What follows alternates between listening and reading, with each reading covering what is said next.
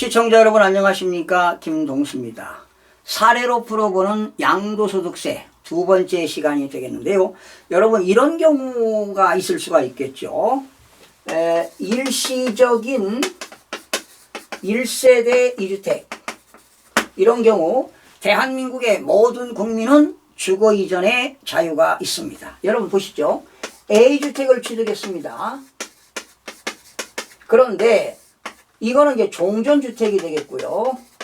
새로운 주택, B주택을 취득하기 위해서는 바로 신규 주택을 취득하기 위해서는 종전주택을 취득한 지 몇 년 이상 지나야 되죠? 1년 이상이 경과해야 됩니다. 이 A주택을 취득한 지 1년 이상이 경과한 이후에 B주택을 취득해서 이렇게 일시적인 1세대 2주택이 되었을 때는 신규 주택을 취득한 날로부터 신규 주택 취득일로부터 A주택을 몇 년 이내 팔면은요 3년 이내 양도하게 되면은 A주택은 양도소득세가 없습니다. 비과세 하지요? 뭐 당연히. 그러나 1세대 1주택일 때 12억 원까지 비과세가 되고요. 12억 원이 초과될 때는 초과분에 대해서 과세합니다. 그런데 문제는 뭐냐? 이 중간에 아버지가 돌아가셔서 또는 어머니가 돌아가셔서 상속주택을 받았다. 그러니까 주택을 하나 가진 사람이 지금 1년 이상 지났어요.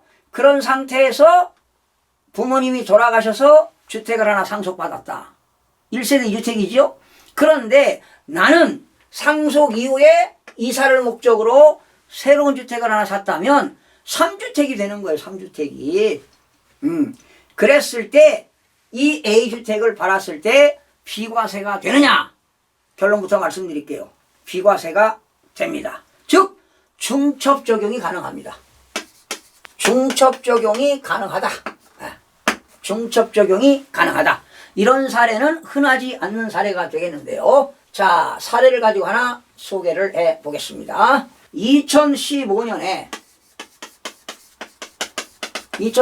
5월에 A주택을 취득했습니다. 누가? 아들이. 자, 그런 상태에서 2022년 1월에 B주택을 취득했는데 어떻게? 부모님이 돌아가셔서 상속을 받았습니다. 네, 부모님이 돌아가셔서 상속을 받았습니다. 그러면 이것도 1세대 2주택이기 때문에 이 A주택 팔면 비과세가 되는 것이지요. 그런데 이 아들은 2022년 5월에 C주택을 취득했습니다. 이사를 갈 목적으로 C주택을 취득했습니다. 누가? 아들이. 그렇다면 2022년 5월 현재 일시적 3주택이 되는 겁니다. 그랬을 때 이 아들이 A주택을 양도하게 되면 어떻게 되느냐? 언제? 2024년 지금 11월입니다.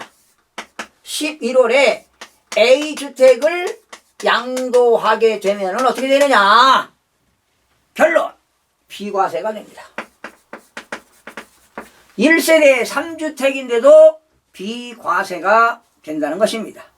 그러니까 일시적 1세대 2주택에서 특례에서 중첩 적용이 가능하다. 이런 얘기입니다. 여러분 이런 사례 흔하지 않는 경우 아니겠습니까? 네. 다시요. 5월에 A주택을 아들이 취득했습니다.